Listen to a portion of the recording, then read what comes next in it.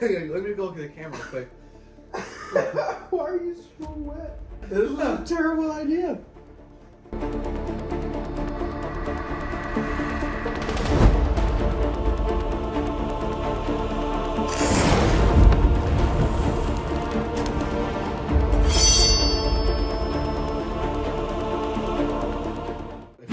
Seen the Hot Ones at Home with Sean Evans on YouTube. He does a great job interviewing people time and time again on a spectrum of questions alongside a spectrum of wings. And so what we're going to be doing today is we're going to be asking each other a couple questions so that you can get to know us as individuals, as marketers, and also as men as we try to tackle these wings.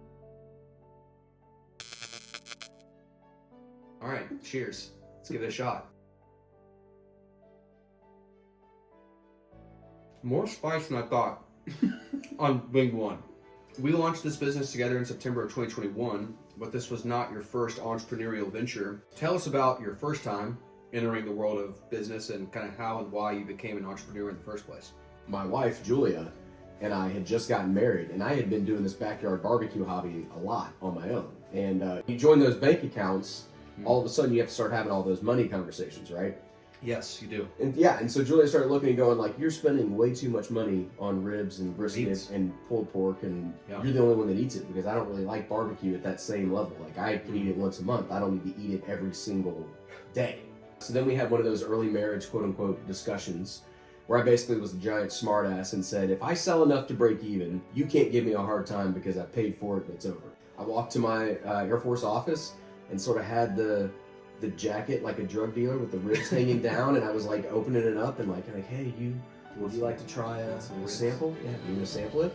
I sold enough to break even for the next one, and that was how I got into the first business. So we did 6 years of barbecue restaurants. But it was a good experience and learned a lot about business and how to be an entrepreneur and how to run a P&L. And I tell everybody now, I'm like, if you learn how to run a profitable business selling $6 sandwiches with a 10% margin, you do much better when you're selling higher margin services. So.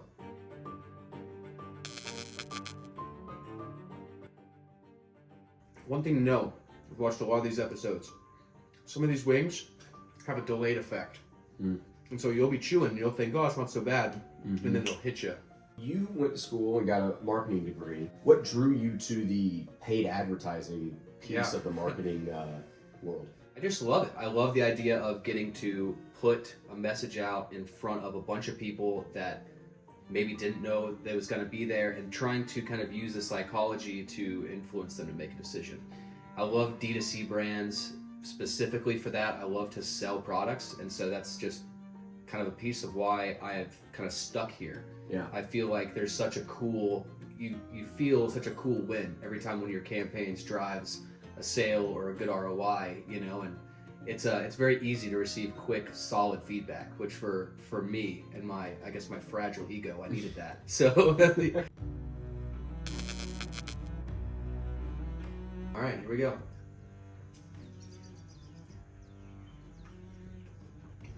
All of the burn is right at the tip of my tongue, which is very strange. Yeah.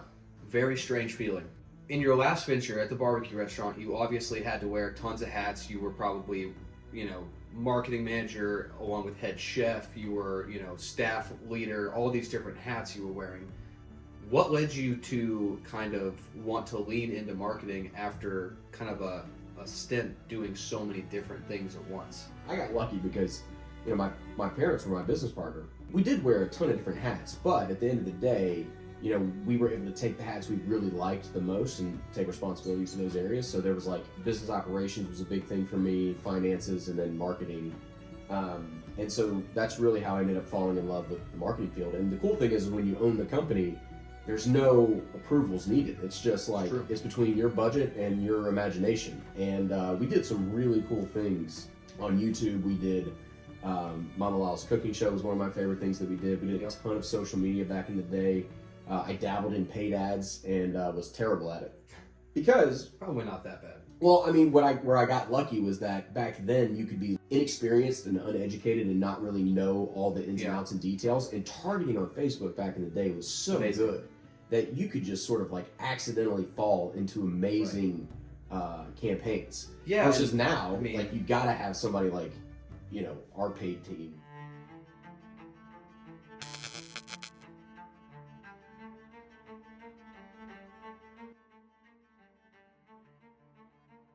I'm not getting a lot of heat yet, so I'm wondering if this one's going to be a sneaky one. Sounds like maybe you're hurting a little bit. I'm wondering when this challenge is going to start. When you take over accounts, or when you're talking to people and running audits for them and all the things, like, what are the couple things you're seeing with ad campaigns that people are getting wrong that are pretty basic and straightforward? If we're talking about Facebook and Instagram, the big ones I see all the time are people doing weird stuff with audiences. You know, there's, if you look at kind of the quote unquote ad group level where you actually apply the targeting, there are several levels where you can actually choose your selections. And so there are audiences that are first party. You could have, you know, lookalike audiences built off those. You could have third party audiences.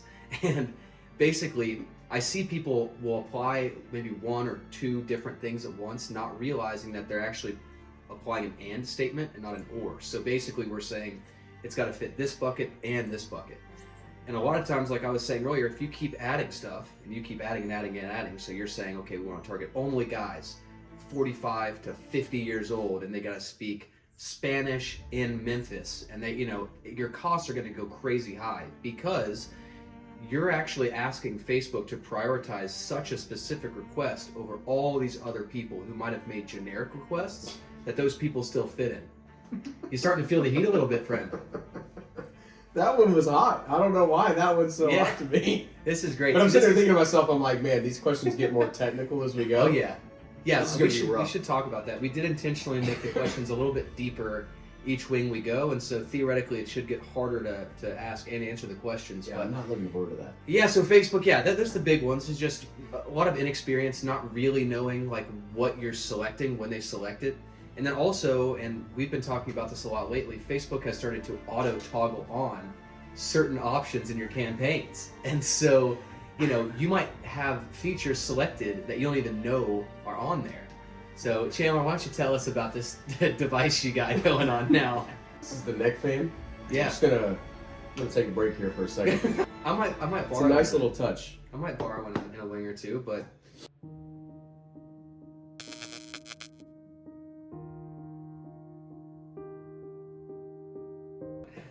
Wipe here. Oh. All right.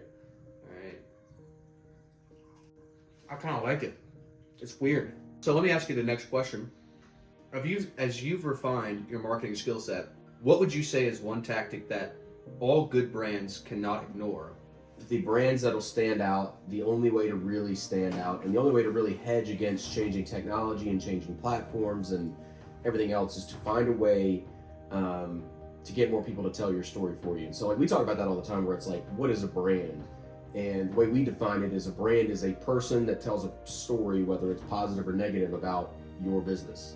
So the question then becomes like, how do you get people to tell the story, right? Because you need a bunch of people to tell the story to make your business really scale. Yeah. And that's the thing you got to figure out how to do. Like content marketing for me is a big thing. Like I think in today's world, you can do it as big as like, you know, Ben Todak, our other partner, talks about with Formula One racing and how they did that show with Netflix. And that's basically content marketing right there. Like they're telling the story of all the drivers and all of a sudden it becomes very interesting. And now you gotta watch the race every week to see what happens, right? Like this is a story thing, right? Like you're getting little pieces of our dynamic as a team. You're getting, you know, the behind the scenes vlogs that we shoot, the podcasts that we shoot. All that stuff is about telling you who we are, building the story about us. And then also there's the story building aspect of like how we service our clients, you know, and that's where they're gonna go out and tell the story about us and all that stuff. So my big thing is always gonna come back to what stories are you telling publicly about your brand?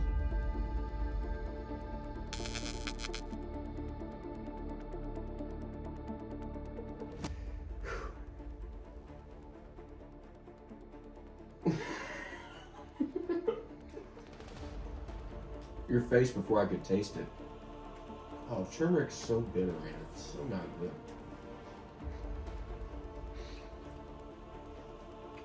It's like the flavor makes It's it so really much bad. worse. It's really bad. It's spicy too, but it's really bad. My body just wants to reject it. Oh, laughing made it so much hotter. Already saying, don't do anymore. Okay, I don't understand. Oh, holy. I don't know how we went from this to this.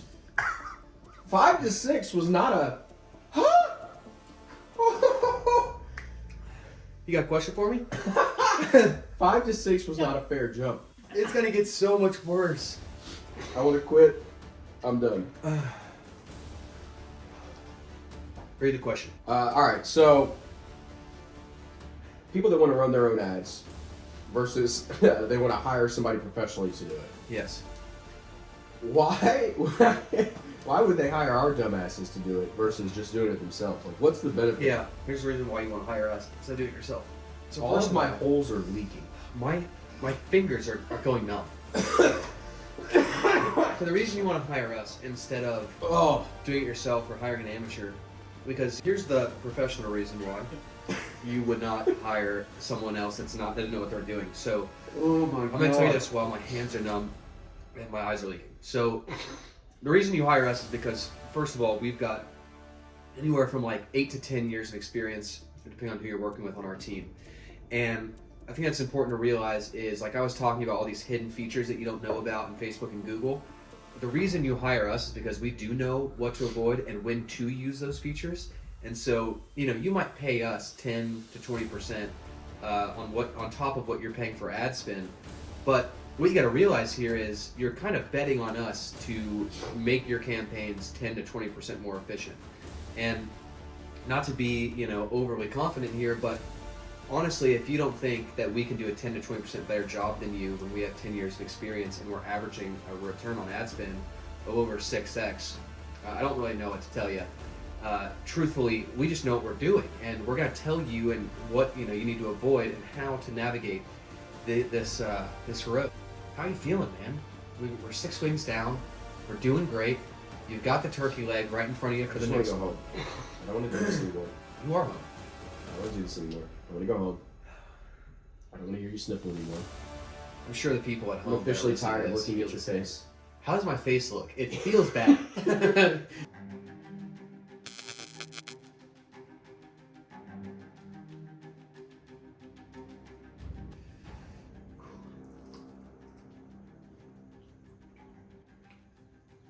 Oh no. All right, Chandler. One of your primary responsibilities at Highbeam is ensuring that we practice what we preach. And that includes creating high engaging content for us and some of our clients. What do you find the hardest about that task? Whether that be just creating the content or being most consistent with the content. What do you find most difficult with that specific job? Can you ask me that question again? My ears stopped working for a second. Let me go look at the camera real quick. Why are you so wet?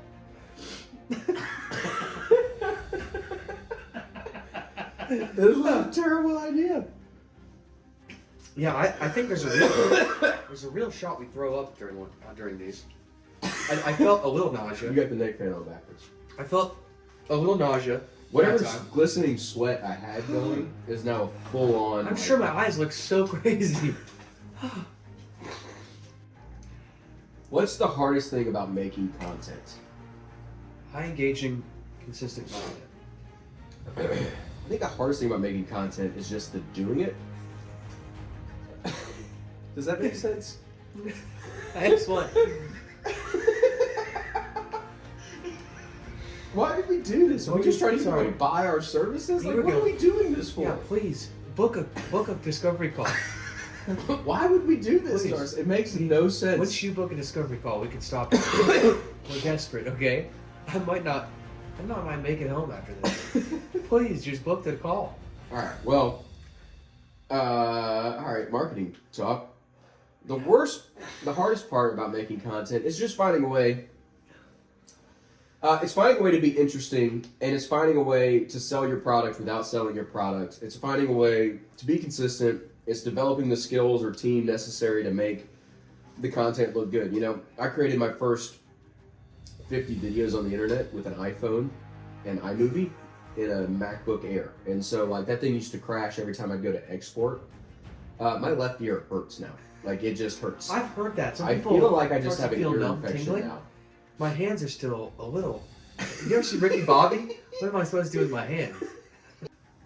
Yeah, that's my answer. It's hard to get going. I think the thing you got to do, the first thing I would do is pick one platform. Right? We love YouTube. That's my favorite platform. Pick one platform, dominate that platform, and then expand to all the other ones. We also have the one-to-many model we do, where you optimize for a platform like YouTube, and then you chop I'm it gonna up cut for this all the content different up and things put it on various platforms. Yeah, I'm gonna have you crying all over the internet. It's gonna be great.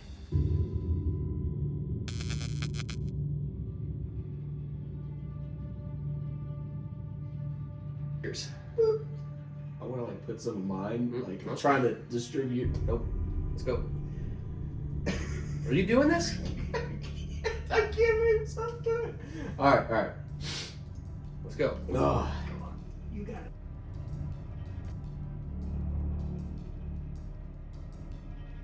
Well, let me ask this. No, this is a question for you. Why don't you go ahead and ask this one?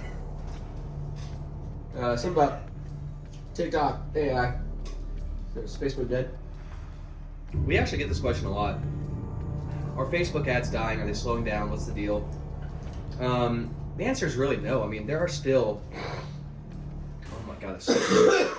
There are still billions. I think the most recent stat I saw, there are like 2 billion monthly active users on Facebook still. And so, if your target market is in, what is that, like 1/8 or something of the, no, 1/4, something like that, of the total Earth population, it's not dying out. I mean, there are tons of ad inventory. I can tell you that it's not getting less popular because CPM costs are not really going down. The inventory is becoming more and more competitive. And so, no, I wouldn't say it's dying. And in fact, we're still seeing good returns there. No, you're just sweating. This is the time bomb effect, for sure.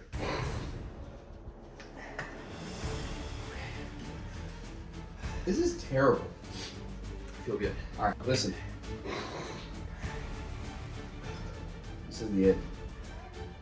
This is over. I'm done. Do you need more water? I'm done.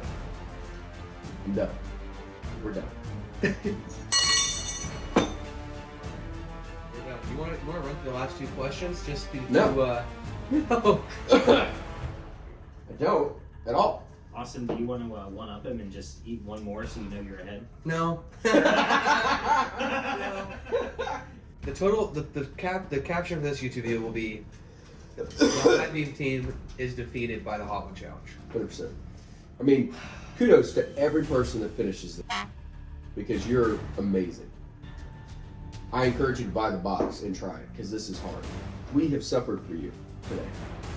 We've done this for you, and you have to schedule a discovery call now. If you don't, we Please. suffered in vain for no reason.